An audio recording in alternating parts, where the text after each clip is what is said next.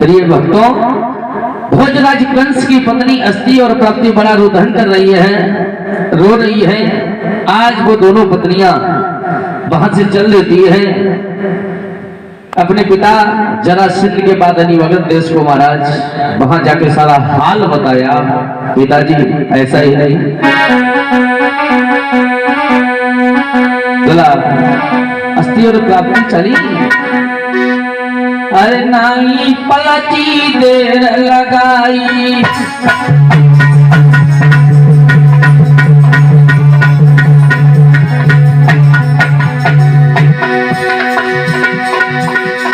आज भोजराज कंस की दोनों पत्नियां चली हैं।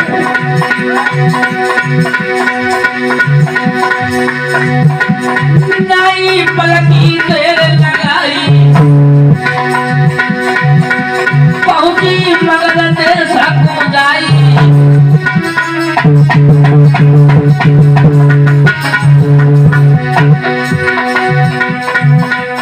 अपने पिता को गिरा सुनाई, सवरो हाल आए दौरे बताई।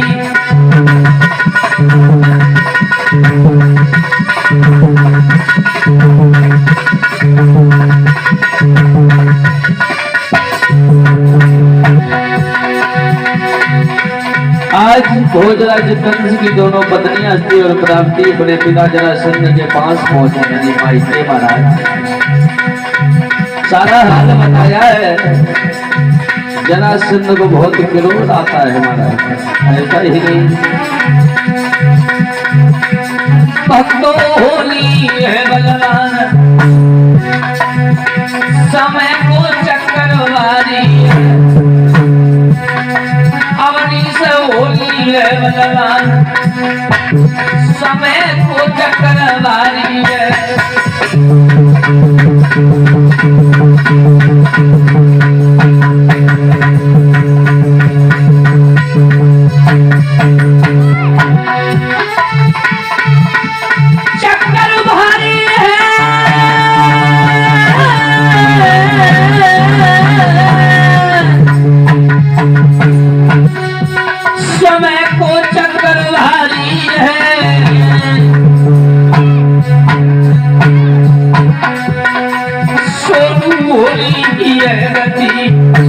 समय को चक्रवारी है।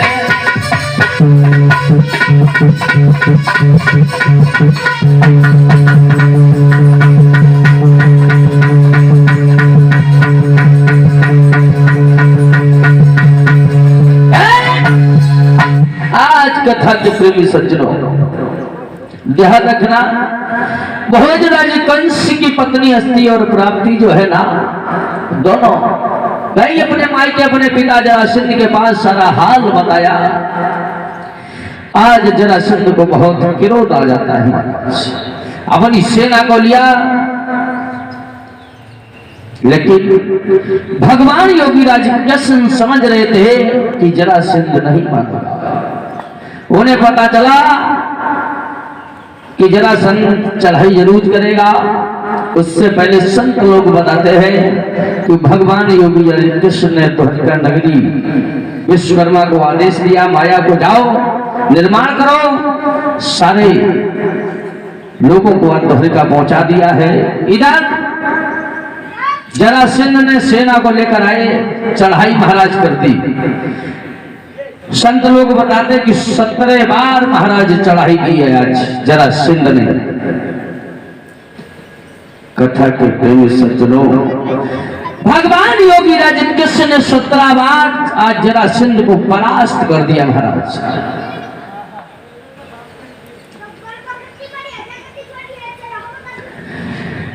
जिस समय भगवान कन्हैया को यह पता चला है मेरे हमूर साथियों कि जरासंध नहीं बनेगा, कथा के प्रेमी सज्जनों, भगवान योगीराज कृष्ण ने आज जरासंध को 17 बार जब चढ़ाई की तो परास्त कर दिया है। मेरे भगवत प्रियमियों, जब 17 बार भगवान योगी राज कृष्ण ने जरासंध को परास्त कर दिया, इसके बाद एक जरासंध का एक मित्र था जिसका नाम था कल्यावन, जो कि बहुत राक्षसी प्रकृति का योनि था। मेरे भैया, आज जरासंध ने कल्यावन से जो है हाथ मिलाया, जवाब दिया है, एक कल्यावन, हमारे दामाद को उस यशोदा के लाला ने, जो कल तक गईए चराता था, उसने मार दिया है। 17 बार मैंने चढ़ाई की है, लेकिन मैं परास्त होता चला गया।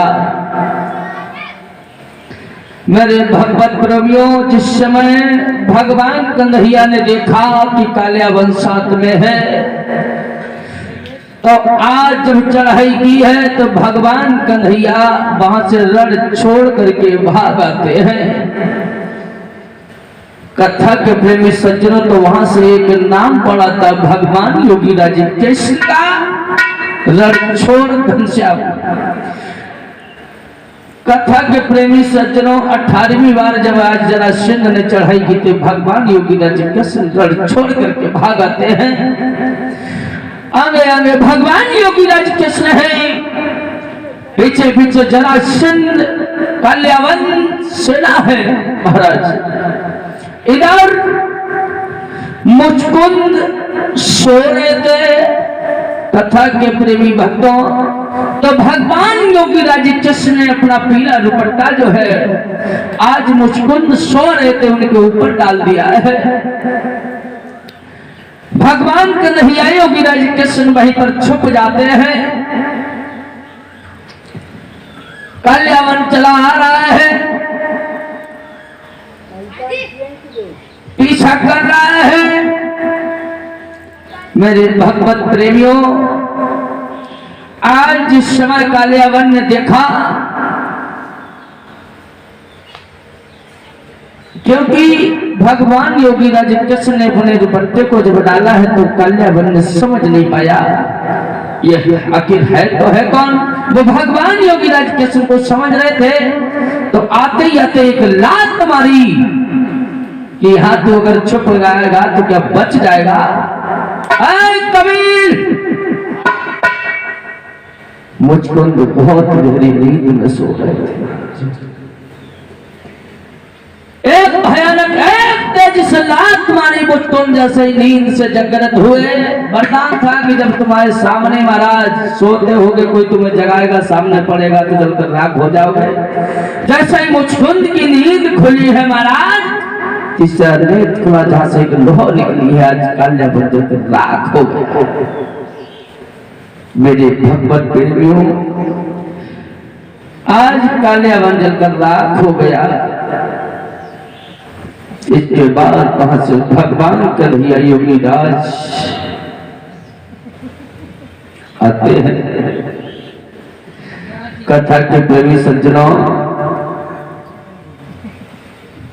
आज इधर हरिहर गंगा के किनारे व्यास नंदन सुखदेव भी समझा रहे महाराज परीक्षित। मैंने तुम्हें भगवान की बहुत बाल बाल लीलाएं तुमको प्रारंभ सुनाई है, आप श्रवण भी करते जा रहे। आज तुम्हारा मोक्ष का यानी 7वां दिन है, आज आपकी मृत्यु हो जाएगी। एक बात महाराज हमारे ये समझ में नहीं आई है कि भगवान कन्हैया रण छोड़ करके क्यों भागे थे। भगवान थे, परमात्मा थे, 3 लोकों के नाथ थे। अगर वो अपनी एक भाव को भी हिला देते तो सारे संसार में प्रलय आ जाती। महाराज इस कथा में थोड़ा संशय है, हमारे भी समझ नहीं महाराज आई, पर क्यों भागे थे वो तो ठाकुर जी जाने। आज सुखदेव जी समझा रहे परीक्षित को। इधर जब द्वारिका में रहने लगे हैं मेरे भगवत श्रोता बंधु, जिस समय से भगवान योगीराज कृष्ण मथुरा को छोड़ करके आए थे, परसों का वादा कराए थे, बस से बीतने जा रही, अभी तक नहीं पहुंचे। सखियां ग्वाल वाल सब इंतजार कर रहे हैं। कथा के प्रेमी सज्जनों, आज भगवान कन्हैया भवन में बैठे हुए हैं, यही सोच विचार कर रहे हैं कि मैं परसों का वादा करके आया था लेकिन अभी तक नहीं पहुंचा है। तब तक महाराज उद्धव जी का आगमन होता है। जैसे उद्धव जी को देखा, भगवान कन्हैया की आंखों में आंसू थे। महाराज क्या बात है? जवाब दिया है, मैं जिस दिन से आया हूं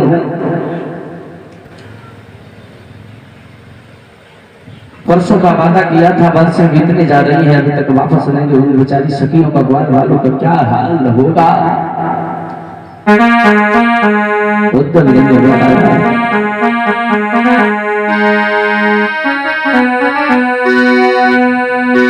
कि हरियाली ही हरिया बन करी और उन हरि को रही थी बुलाई।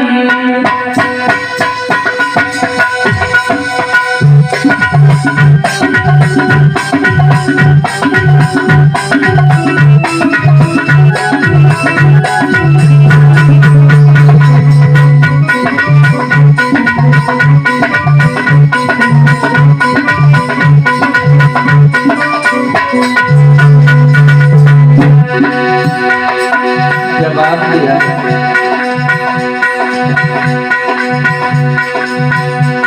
हरियाली ही हरिया बनकर उन्हीं हरी हो रही थी बुलाई है। उछलता दे श्याम बोलूं मैं ना, रही पिछली याद दिलाई है।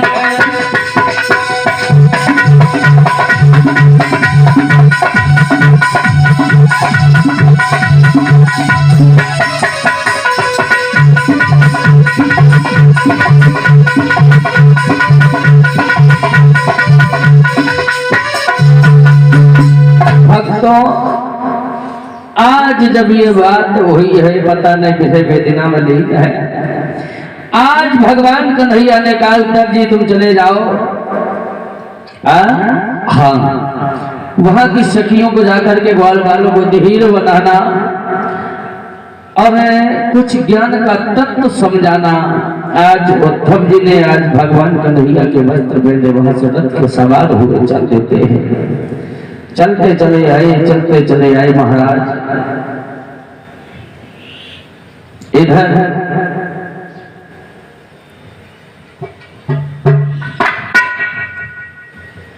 मैया यशोदा सारी सखियां आपस में बैठ रही हैं, चिंता कर रही है क्या है। मैया यशोदा ने सखियों से के बात कही, सखियां तुम बहुत चिंता में, लेकिन मेरा कन्हैया हमसे जब से दूर गया है, हमारे छाती पे हाथ धरो, मैंने कैसे पालो।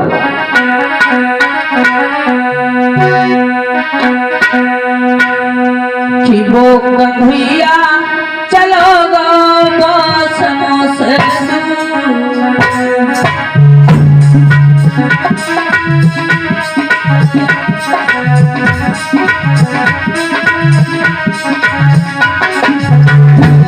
सखियों को समझा रहे, मैंने उस श्याम सुंदर को लड़ेंगे को कैसे पाला था। वो कन्हैया चलो मौसमों से दूर,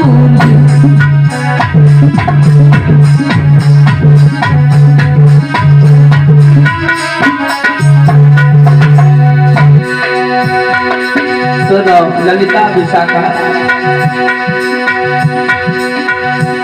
आरी कोयल के सुत का गाने वाले, आर प्यार करो भरपूर,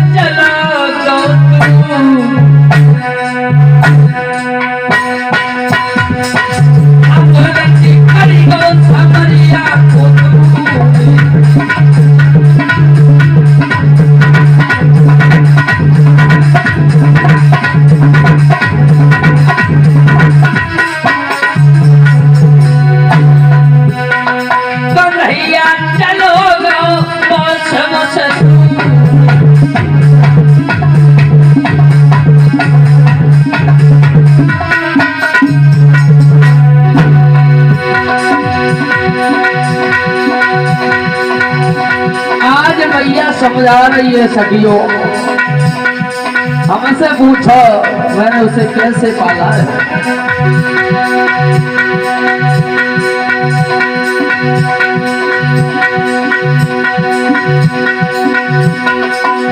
कोयल के सुत गाने पाले, अब प्यार करो भरपूर,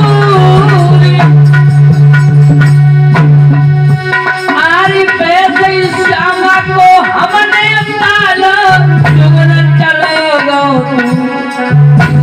कन्हैया चलो गो पथ मुझसे।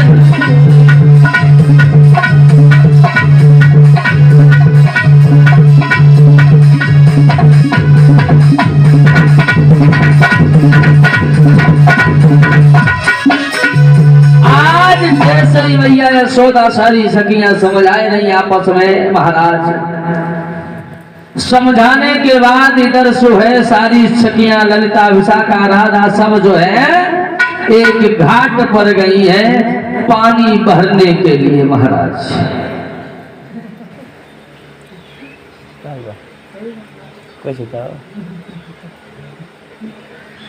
पानी भरने के लिए उद्धव जी रथ से इधर आ जाते हैं। जैसे मैया यशोदा की नजर पड़ी तो मैया यशोदा को ऐसा मालूम पड़ो जैसे मेरे सब सुंदर आगे से भागती हुई आ रही। जैसे ही मैया यशोदा उद्धव जी के रथ के पास समय आई, देखा तो भगवान कन्हैया नहीं दिखाई दिए, उद्धव जी दिखाई दिए। प्रणाम किया है तब जी ने मैया यशोदा को। मैया की आंखों में आंसू है, जवाब दिया है तब जी मेरे श्याम सुंदर के वस्त्र पहन करके आ पाए। ऐसा मालूम पड़ा मेरा श्याम कन्हैया ठाकुर जी मेरा आ गया, थोड़ी देर के लिए मुझे दिल में तसल्ली हो गई। कैसे आए सारा हाल उत्तर जी ने बताया है आज मैया यशोदा को कि मुझे श्याम सुंदर ने भेजा है। मैया यशोदा रोने लगी, जब से मेरा लाला मेरा ठाकुर कन्हैया छोड़ के चला गया तब से मुझे रात दिन नींद नहीं आती है। इधर उद्धव जी मैया यशोदा को समझा रहे हैं। सखियां घाट पर खड़ी है, भगवान की विरह वेदना में लीन है। महाराज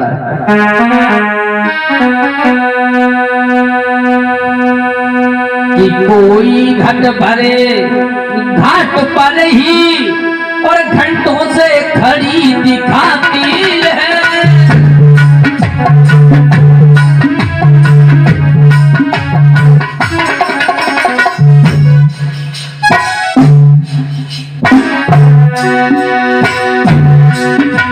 सखियां भगवान की याद में लीन है। किसी ने घड़ा भर लिया तो उसे उठाने का ध्यान नहीं मारा।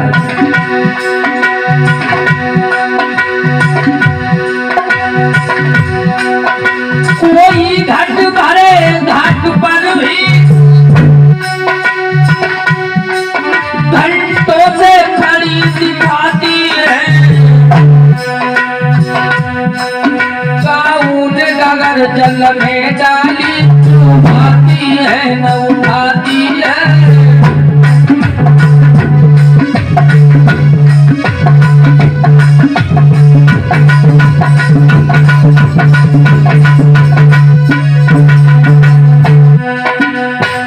आज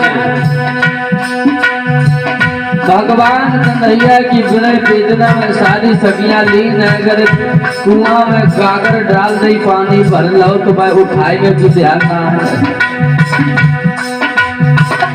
काऊ ने अगर घड़ा में रस्सी बांध रही है तो भाई डुबाए दे को ध्यान ना है, अकेला पानी भर ले।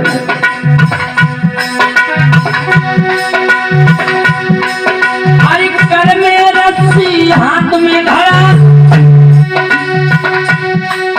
सुध भूली मगर फसाने में। काऊ ने घड़ा सिर पे रखा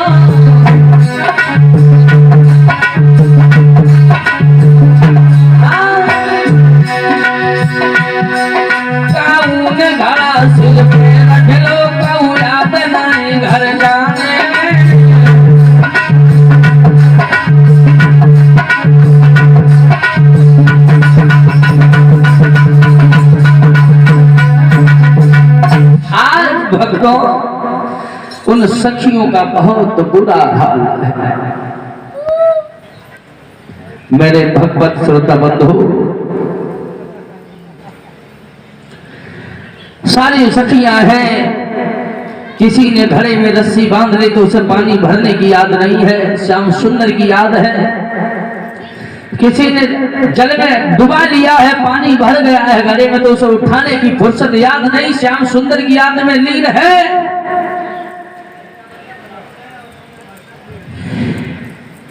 किसी ने सर पे रख लिया घड़ा तो जाने की याद नहीं है। भगवान जश्न के विरह वेदना में लीन है, नवलीन है, पागल हो गई सखिया। मेरे भक्तों, आज सखियां आपस में बातचीत श्याम सुंदर की कर रहे, लला सोनू इतनी पागल हो गई, उन्हें किसी भी चीज की याद नहीं कि अब हम क्या करें। भगवान श्याम सुंदर परसों का वादा कर गए, वर्षें बीत गई, अभी तक हमारी खबर नहीं ली। ये चीज उद्धव जी खड़े होकर देख रहे हैं।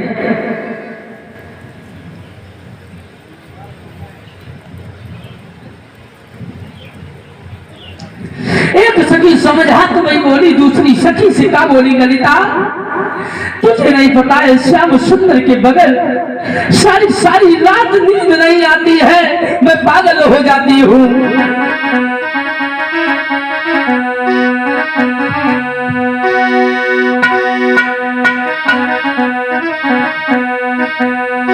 कि सखी कब आइए घनश्याम,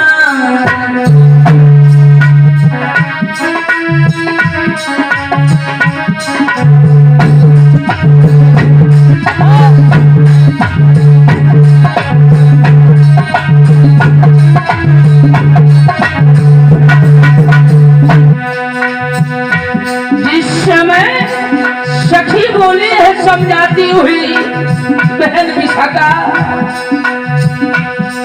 कब आएंगे, जब हम मर जाएंगे कब आएंगे क्या?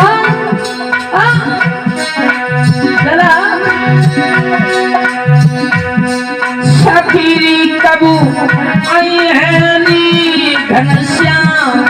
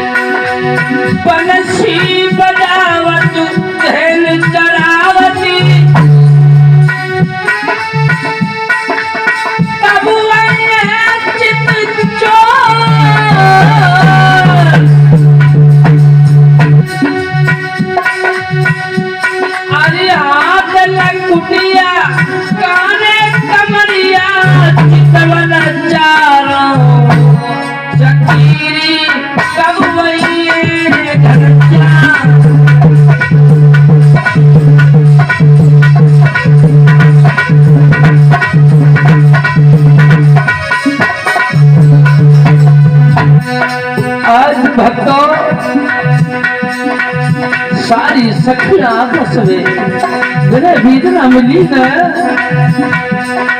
खेरी बताओ कितने निर्मोही निकल गए, परसों को वादा कर गए अभी तक नहीं आए।